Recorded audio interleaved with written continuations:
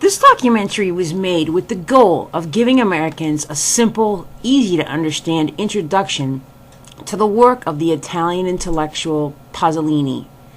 That's not the easiest thing to do, since we come from such a different culture and since Pasolini is far too prolific to study in depth in a short movie. But what we can do is take a few pieces from his work and try to focus on these. By way of background, Pasolini was born in this northern Italian town of Bologna in 1922. He went to the university here, but when the war broke out, he returned to his mother's hometown in the region of Friuli Venezia Giulia. This is Casarsa, where he began his intellectual career. He started out as a poet. Here he's pictured with another Italian poet, Sandro Penna, and Pasolini's love for poetry permeates everything he says and does.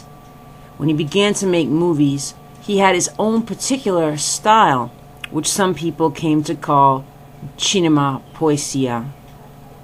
Pasolini had a lot to say about film, so it's no surprise that he had something to say about documentary film, which is the kind of film we're trying to do right now.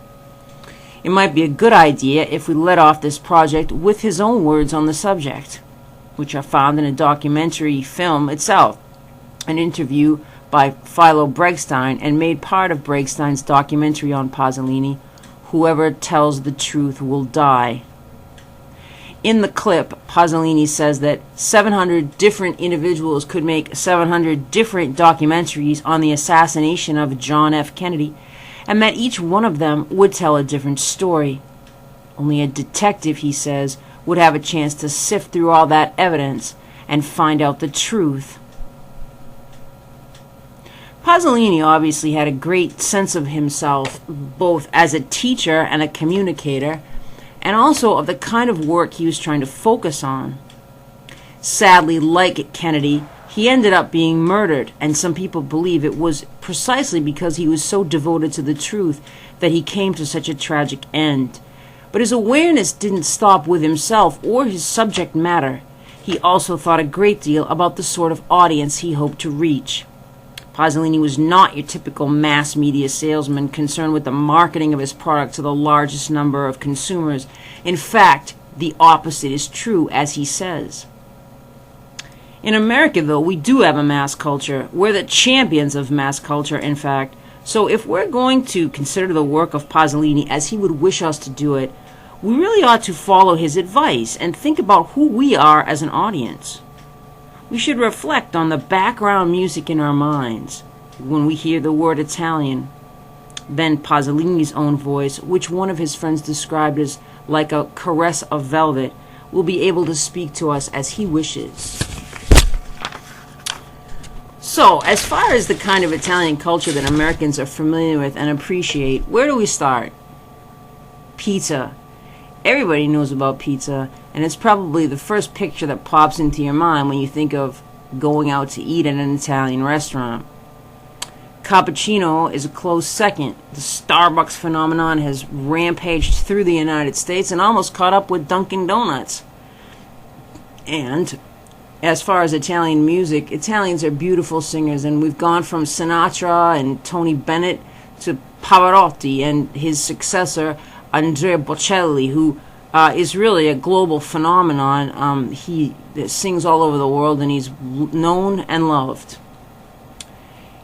There's also the Italian fashion houses. Every department store you go into in the United States is going to have the selection of Gucci handbags, and they're very high priced. And Prada is so popular that they actually made a movie about it called The Devil Wears Prada, about a fashion house. European football has also become very popular in the United States because it can be appreciated by people all over the world.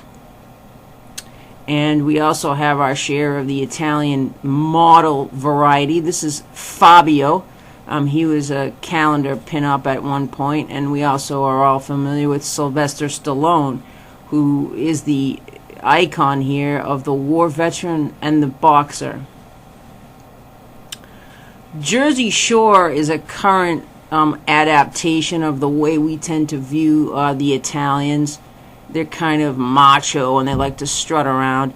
This is Federico Fellini, and he probably contributed a lot to the way we perceive la dolce vita, or the sweet life. He was kind of fluffy. Martin Scorsese does try to be more serious, maybe. He directed some grim movies like The Gangs of New York. But Francis Ford Coppola is really the iconic movie director in the Italian-American scene. And when we say Coppola, we cannot help but think of Don Corleone, played by Marlon Brando. These images are branded in our collective psyche, and they very deftly associate God and family and honor and a lot of very positive Italian traits with criminality, violence, and bloodshed. And this combination has been perpetuated. There have been a lot of spin-offs. This is just one, which is a television series, The Sopranos.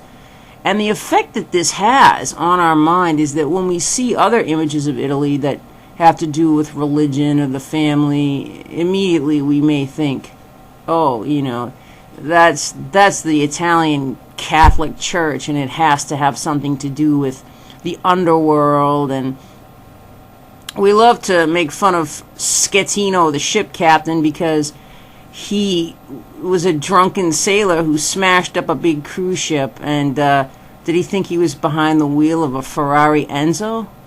I guess the American public will never know.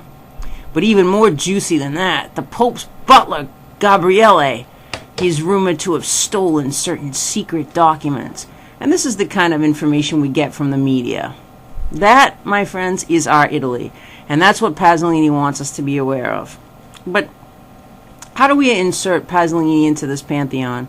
Where does he want to go, this poet that most intellectuals think of as a mythical Marxist maniac? Well, the answer might surprise you. Because, as we've seen, no matter how grand his cinema is, Pasolini wants it to be on a small scale. You might almost say poetic.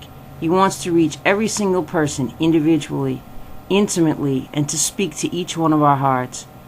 So let's let him do what he wants to do. Let's let him talk. Pasolini actually did a cinematic self-portrait of himself, and that can be found in a movie that he directed in 1963 called Ricotta Cheese. In this movie, he's played by the English-speaking actor Orson Welles, and interestingly enough, he's approached by a journalist after a very heart-rending scene involving a poor actor who can't even get food to eat.